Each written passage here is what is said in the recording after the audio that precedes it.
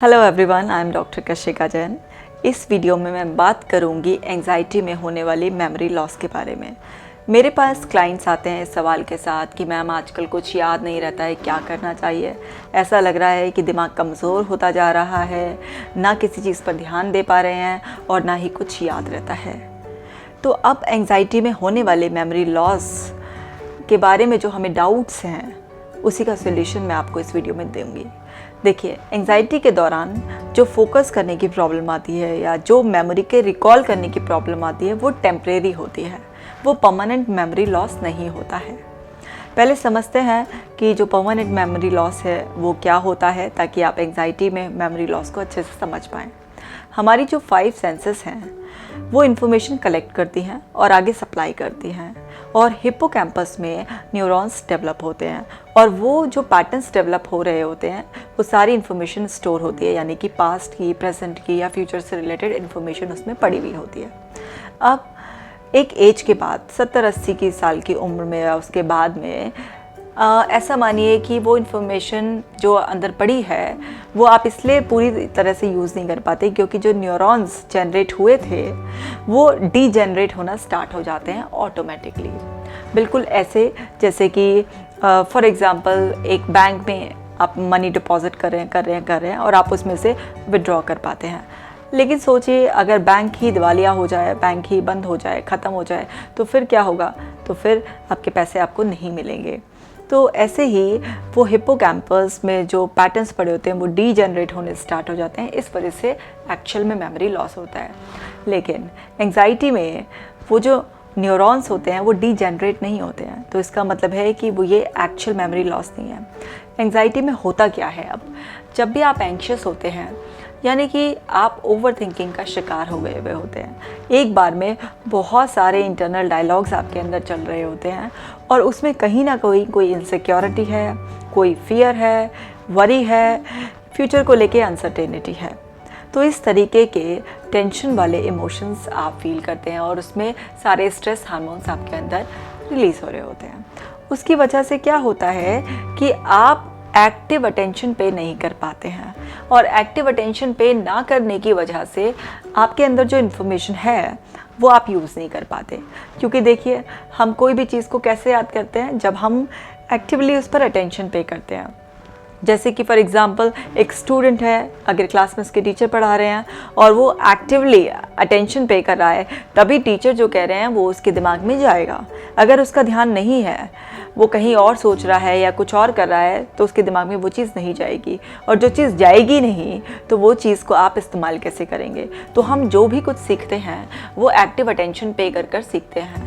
लेकिन एंजाइटी की कंडीशन में क्या होता है, हमारे अंदर पैसिव अटेंशन बहुत ज़्यादा हाई होता है, यानी कि हमारी जो खुद की थॉट्स होती हैं उसकी बैकग्राउंड नॉइज़ बहुत ज़्यादा हाई होती है, तो हम एक्टिवली अटेंशन पे ही नहीं कर पाते हैं। तो इस वजह से वो इन्फॉर्मेशन वहीं पड़ी है लेकिन हम रिकॉल नहीं कर पाते।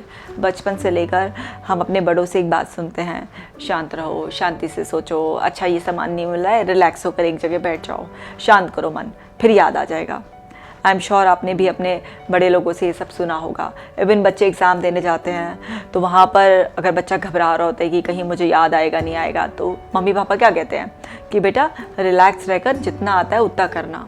वो रिलैक्स रहकर एग्ज़ाम देने की सलाह क्यों देते हैं? वो इसलिए देते हैं ताकि बच्चा रिलैक्स रहेगा तो एक्टिव अटेंशन आसानी से पे कर पाएगा, और एक्टिव अटेंशन होने की वजह से वो इन्फॉर्मेशन उसके अंदर से आसानी से वो रिकॉल होगी, और रिकॉल होने की वजह से वो अपना एग्ज़ाम बहुत अच्छे से करेगा। सो मेमोरी जो लॉस हो रहा है एंजाइटी में, वो एक्टिव अटेंशन ना होने की वजह से हो रहा है। अब आपको क्या करना है कि अगर आप मेमोरी लॉस से बचना चाहते हैं, आप चाहते हैं कि आप अच्छे से फोकस कर पाएँ, तो आपको थोड़े से कॉन्शियस एफर्ट्स डालने हैं। आपको जेन्युइनली जो भी आप काम कर रहे हैं उसमें इंटरेस्ट लेना है। नहीं भी आ रहा है तब भी आपको इंटरेस्ट लेना है, और इंटरेस्ट लेकर आपको बार बार अपने आप को रिमाइंड कराना है कि ये काम जो आप कर रहे हैं वो बहुत ज़रूरी है।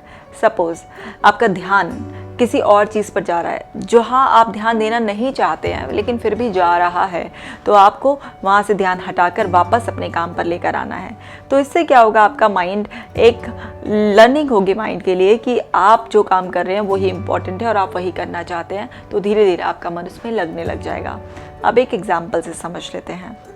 देखिए, मान लीजिए आपको चिंता हो रही है अपने किसी कॉम्पिटिटिव एग्ज़ाम की। अब आप पढ़ाई करने बैठे हैं और आपने जो पढ़ा एक तो अच्छे से फोकस नहीं कर पा रहे हैं। जैसे तैसे आपने फोकस किया, उसके बाद थोड़ी देर बाद ही 1-2 घंटे बाद ही आपको लगा कि ये जो मैंने पढ़ा था मैं तो भूल गया। अब वो भूल गया तो उस प्रॉब्लम का सलूशन आपको कैसे करना है?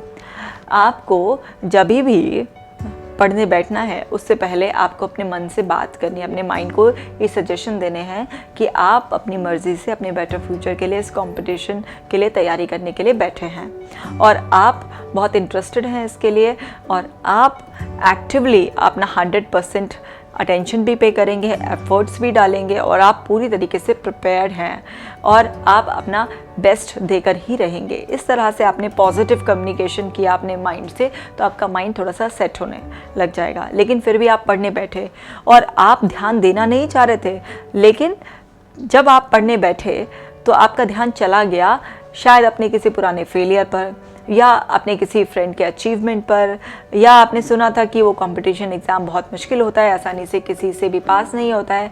तो इस तरीके के कुछ विचारों पर आप ध्यान देना नहीं चाहते थे, लेकिन आपका ध्यान चला गया और आप इसी ओवर थिंकिंग के लूप में उलझ गए।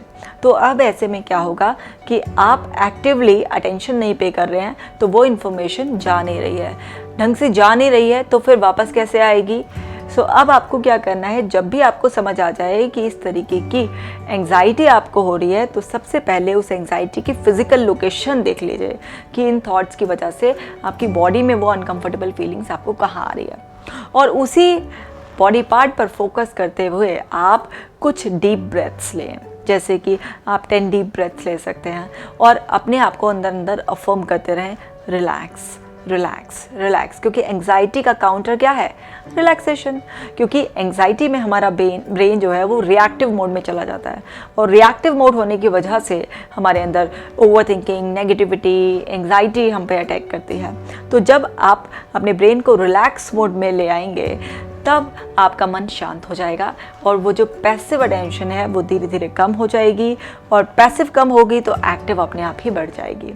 दूसरा, कुछ माइंडफुलनेस एक्सरसाइजेस आप कर सकते हैं, जैसे कि इन सेंसेस की एक्सरसाइज, विजुअल एक्सरसाइज। जैसे कि आप सपोज़ कीजिए एक गार्डन में चले जाएं, वहाँ पर आप ना अपने आसपास की सराउंडिंग्स पर अटेंशन पे करें, नेचर की ब्यूटी को देखें, फूल को निहारें हैं। इसी तरीके से आप अपनी ऑडिटरी सेंस की एक्सरसाइज भी कर सकते हैं, जैसे कि आप बर्ड की चर्पिंग पर या किसी अच्छे सूदिंग म्यूज़िक पर या किसी भी व्हीकल की आवाज़ पर फोकस करें और सिर्फ उसी को अपने हेड में सुनें, तो इससे आपकी ऑडिटरी सेंस और एक्टिव हो जाएगी। इसी तरह से स्मेल के लिए एक्सरसाइज करने के लिए अपना फेवरेट फूड या कोई भी अच्छी फ्रेगनेंस को स्मेल कर सकते हैं और सिर्फ उसी में ही आप खो जाएं, बिल्कुल जैसे कि आप उसमें बिल्कुल ही कहते हैं ना कि मंत्रमुग्ध होकर हम खो गए उस चीज़ में। इस तरह से ऐसे ही आप अपनी टेस्ट सेंस को और एक्टिव करने के लिए कोई अपना फ्रूट, चॉकलेट, कुछ भी ऐसे खाएं और उसको मुंह में रखें और थोड़े टाइम तक उसके टेस्ट को फील करें, उसे एंजॉय करें।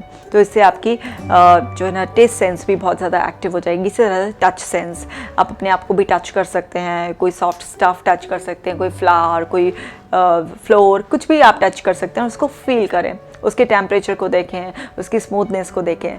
इस तरह से जब आप 5 सेंसेस की माइंडफुलनेस एक्सरसाइजेस करते हैं तो आपके अंदर अवेयरनेस, अटेंटिवनेस बढ़ती है और अटेंटिवनेस बढ़ने की वजह से आप माइंडफुल होते हैं, आप अच्छे तरह से अटेंशन पे करते हैं, तो वो इन्फॉर्मेशन राइटली रजिस्टर होती है। राइटली रजिस्टर होने की वजह से आप उसे राइटली रिकॉल कर पाएंगे और आप देखेंगे कि एंग्जाइटी में होने वाला जो मेमोरी लॉस है वो वाकई टेम्परेरी था।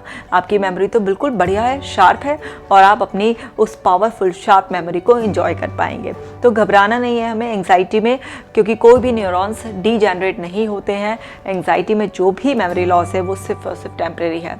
तो एंग्जाइटी में रिलैक्सेशन की प्रैक्टिस कीजिए, positive thinking, cognitive behaviour therapy को आप प्रैक्टिस कीजिए।